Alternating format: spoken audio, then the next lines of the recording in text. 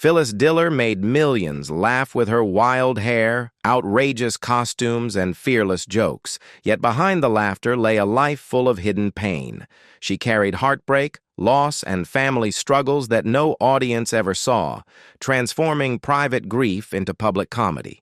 From chaotic homes to personal tragedies, Phyllis kept her darkest secrets hidden while shaping a legacy that changed stand-up forever.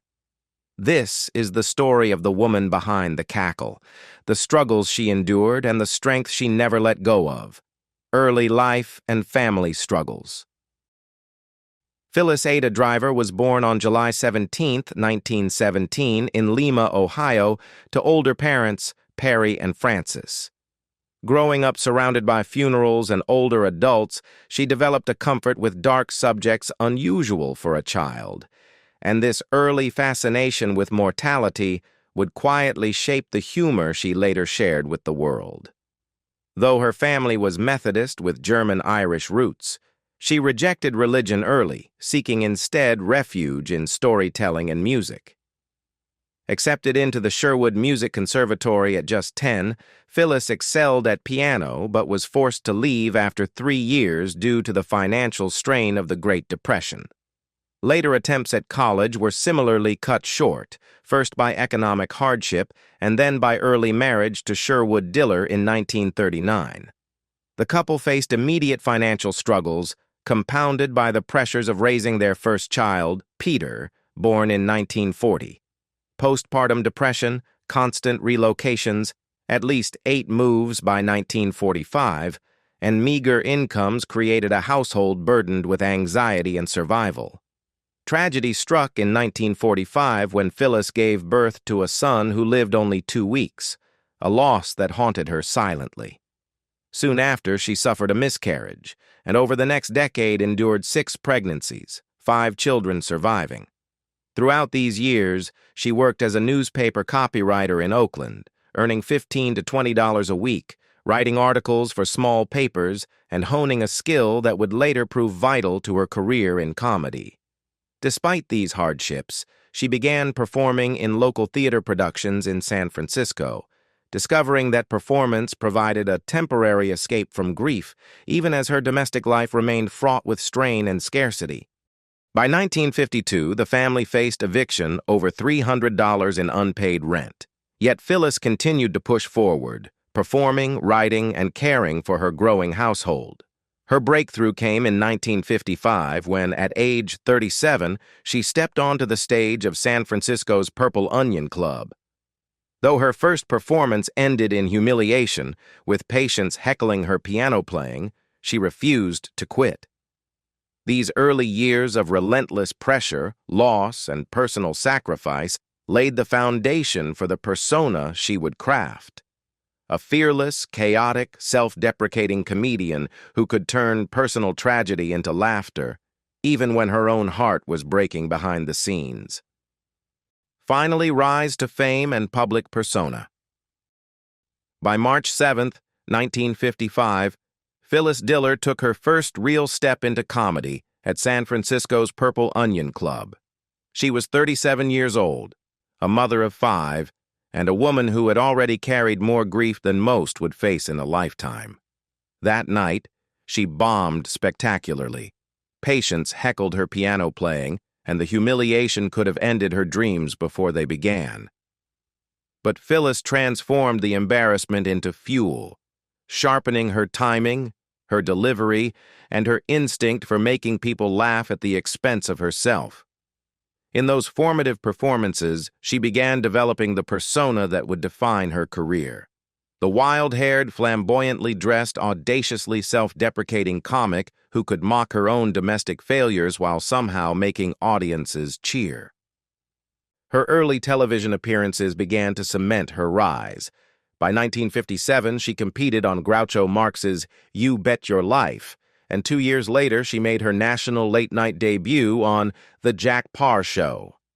Her style was immediately distinct. The long cigarette holder, the oversized blonde fright wig, exaggerated makeup, and costumes that made her deliberately ridiculous. Her humor drew on the chaos of her life at home, the frustrations of marriage, and the absurdity of everyday domesticity. She turned her struggles with a troubled household and financial strain into sharp, relentless jokes that resonated with audiences who recognized the truths she disguised as comedy. Her collaboration with Bob Hope beginning in 1959 proved pivotal. USO tours, television specials, and film appearances alongside Hope not only introduced her to wider audiences, but also established her as one of the first female stand-up comedians to achieve mainstream success. Yet behind the glamour of these appearances, her private life was unraveling. Sherwood, her first husband, struggled with agoraphobia and refused stable work, leaving Phyllis to support the household while raising 5 children. To the public, her jokes about the fictional husband Fang were merely humorous exaggerations, but they were rooted in years of emotional hardship and quiet sacrifice. By the early 1960s, Phyllis Diller was performing up to 200 shows a year, writing 100 new jokes a week, and slowly turning her chaotic energy into a finely honed comedic instrument.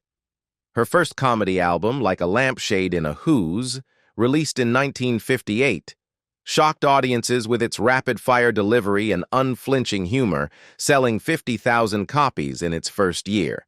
She became a trailblazer not only for her audacious humor, but for her tireless work ethic, laying the foundation for female comics who would follow.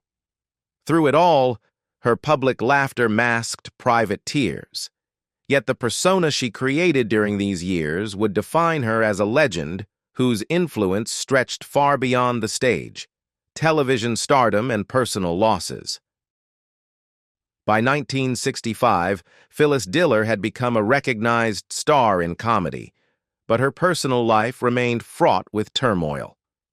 Her divorce from Sherwood Diller was finalized on September 3, 1965, ending a marriage that had been strained by financial instability, Sherwood's emotional difficulties, and the relentless pressure of raising 6 children, one of whom had already died in infancy.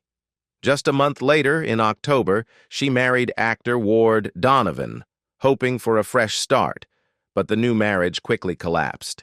Donovan's drinking, infidelity, and erratic presence left Phyllis feeling isolated once more. The divorce wasn't finalized until 1975, yet in public she never allowed her struggles to overshadow her comedy. Instead, she turned every hardship into humor, refining her persona of a housewife trapped in domestic chaos with a lazy, imaginary husband named Fang, whose antics mirrored the frustrations she endured in real life. Professionally, these years marked Phyllis's ascent into television. In 1966, she starred in her first sitcom, The Pruitts of Southampton, which aired on ABC. Although the show struggled in ratings, ranking 77th out of 91, it earned her a Golden Globe nomination and proved her willingness to take risks. She boldly embraced the absurdity, performing stunts such as cooking a turkey in a washing machine, and surrounded herself with eccentric characters like Paul Lynde and John Astin. Even the show's title was changed mid-season to The Phyllis Diller Show, signaling both her influence and the network's recognition of her singular presence. During this period, she continued her high-paced live performances, touring nightclubs, USO shows, and television specials alongside Bob Hope. The combination of relentless touring and domestic responsibility meant she was constantly under pressure, yet she delivered up to 200 words per minute in her routines, dazzling audiences with her energy and fearless humor. Behind the scenes, however, she was confronting profound sadness. One of her daughters, Sally, was diagnosed with schizophrenia in the 1950s, requiring institutional care by 1960, a secret Phyllis carried privately while maintaining her stage persona.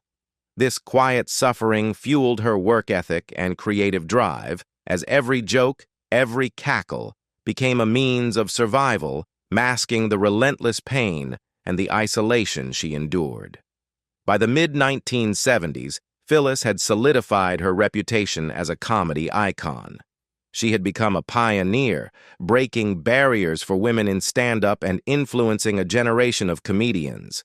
Yet the contrast between her public image, wild-haired, loud, fearless, and her private life, filled with loss, illness in her family, and the collapse of her second marriage, was stark. It was a delicate balance. Laughter for the world, grief confined to the shadows, a duality that defined the secret life she carried for decades, long before anyone could guess what lay beneath her flamboyant persona. Expanding influence and career highlights.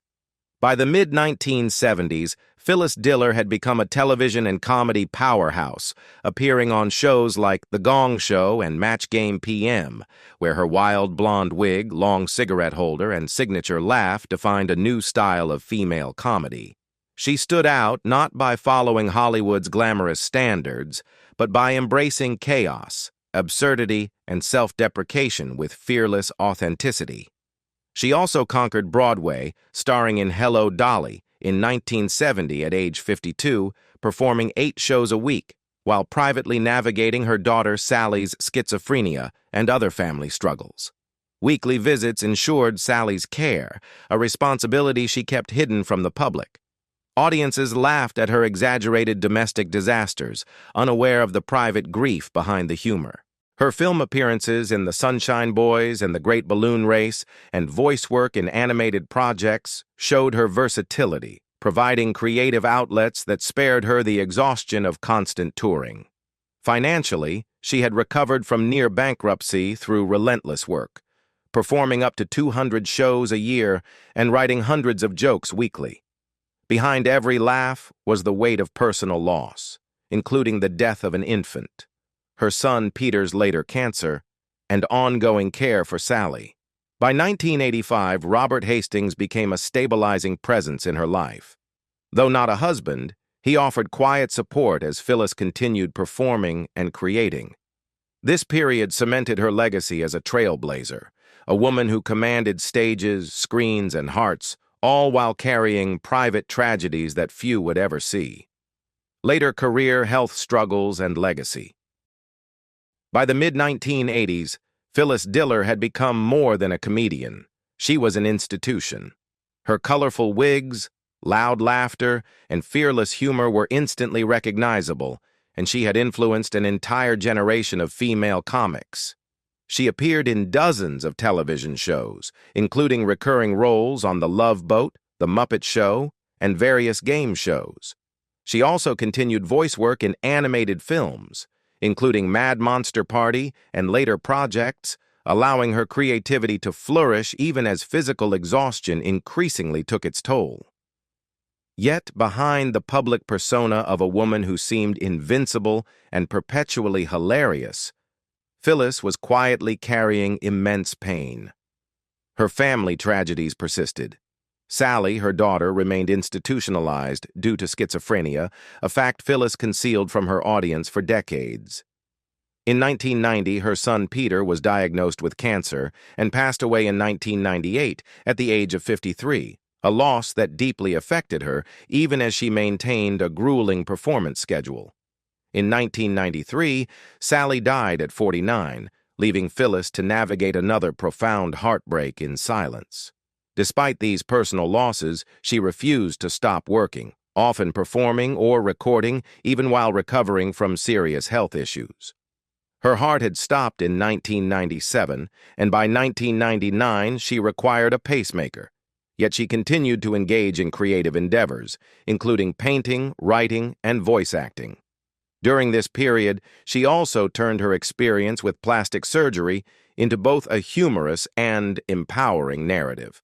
Beginning in 1972 and continuing through the 1990s, she underwent multiple procedures, from facelifts to nose jobs and eye lifts, not simply for vanity, but as shields to protect her spirit and maintain control over her public image.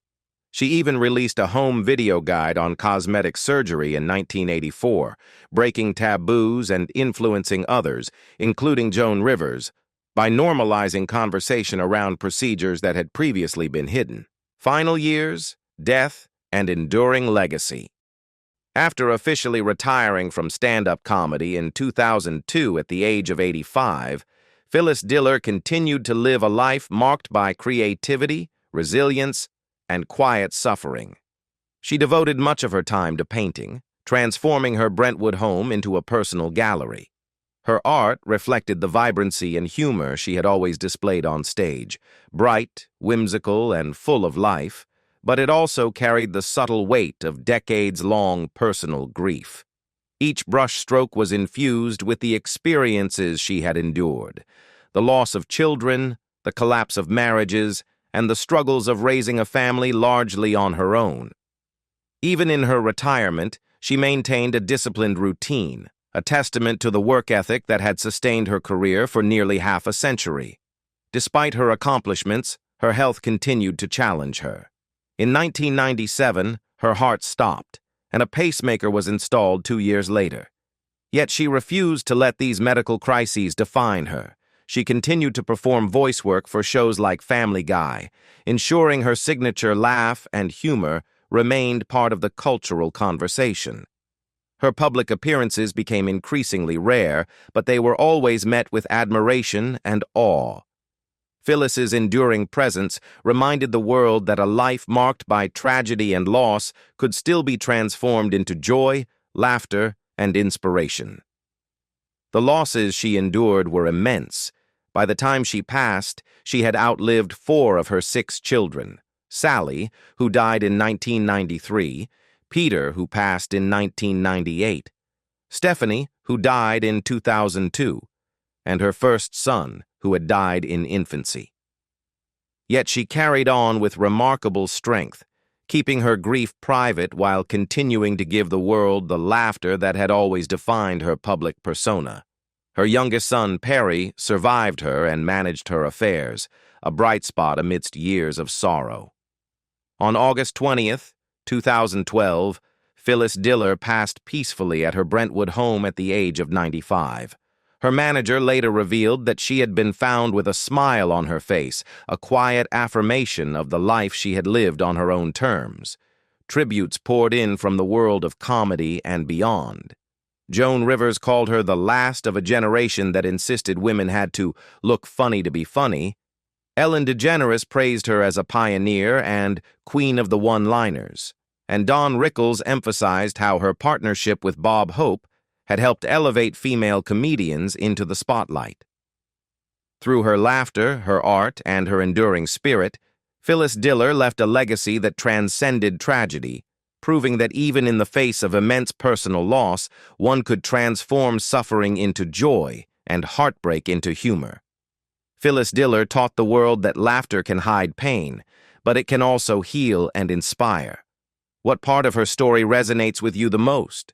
The resilience, the humor, or the secret battles she carried alone?